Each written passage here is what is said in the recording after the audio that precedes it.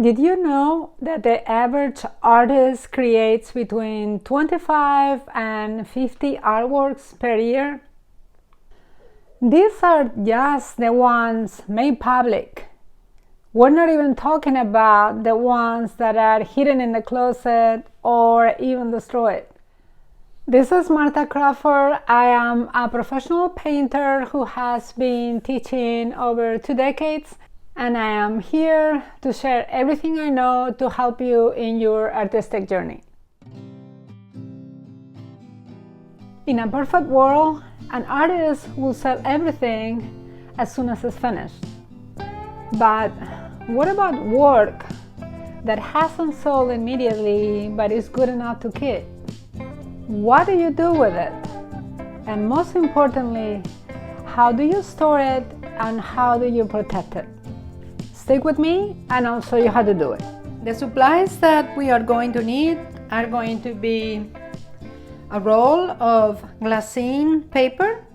This one in particular is 36 inches by 25 yards. Then a good pair of scissors, acid-free art tape,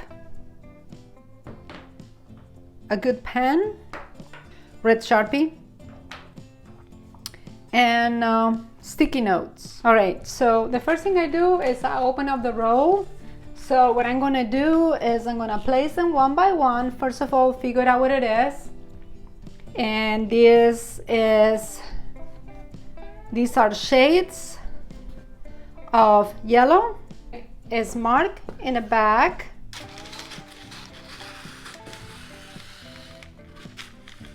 This is really the side you want to protect, okay? So you can put it like this. You can do another one, all right? So we're gonna do two. We're gonna put one in this side and we're gonna roll them.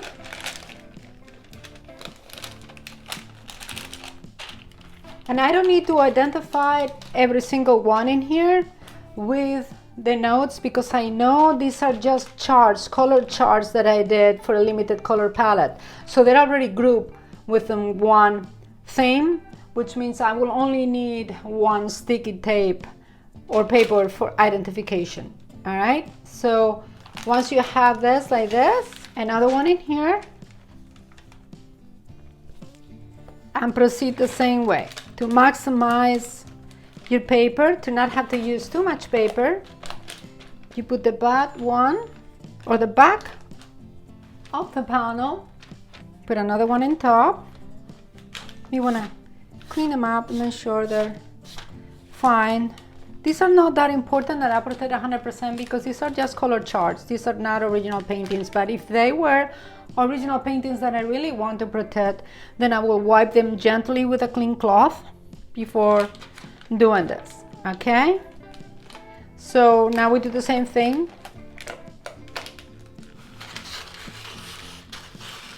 Put another one, like so. So we keep doing it until we're done with all of them.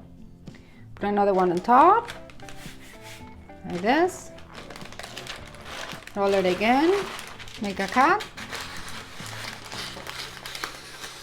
You could actually cut them much closer to the edges. It's up to you. And this stack of charts is completed. You can just fold it now. Wrap it. You wrap gifts.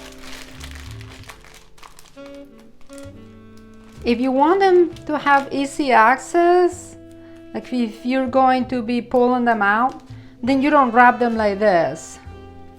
Then what you do is you cut over here so you can slip your fingers and take them out. But still, it's kind of tricky. So you will do this for things that you don't have to pull out often.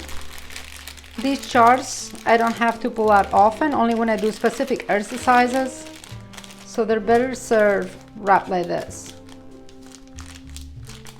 Now when you're done, turn it around for the best part. And right here at the top, that's where you want to put your sticky tape, but it doesn't have to be a one like that. It can actually be a label, a proper label. I don't have labels right now, and you know me, I use everything I have. I try to avoid buying unnecessary items. So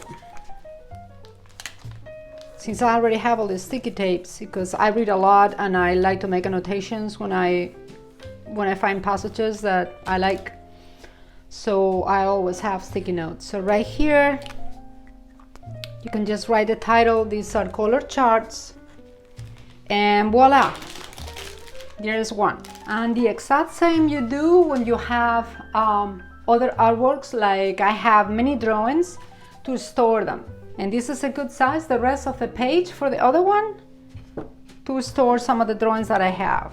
So actually this is the good size of the drawing. So what I can do is what we did with the charts. I put them flat like this, but I do not want another drawing on top of this, because these are finer than the canvas, all right? And I don't like to put two drawings side by side, even though this is the back of the drawing. It's not a good idea. So I am going to fold it. This is a good drawing, so eventually it will be framed. And I want it to be protected, so I want it to be as close as possible. And this one actually can be like this, because there's already a top of glassine paper on top of this, all right? And they're about the same size, so they will work fine for this.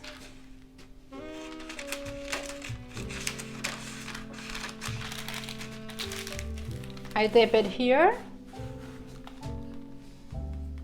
Then I can do the same thing that I did before.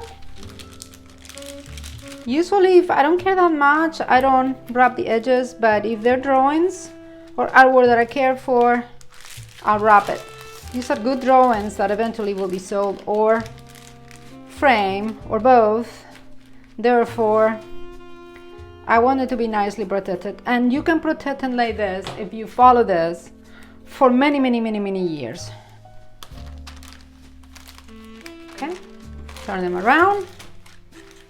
And I want to put a label in here. And these are 2 rose drawings. And there you have it.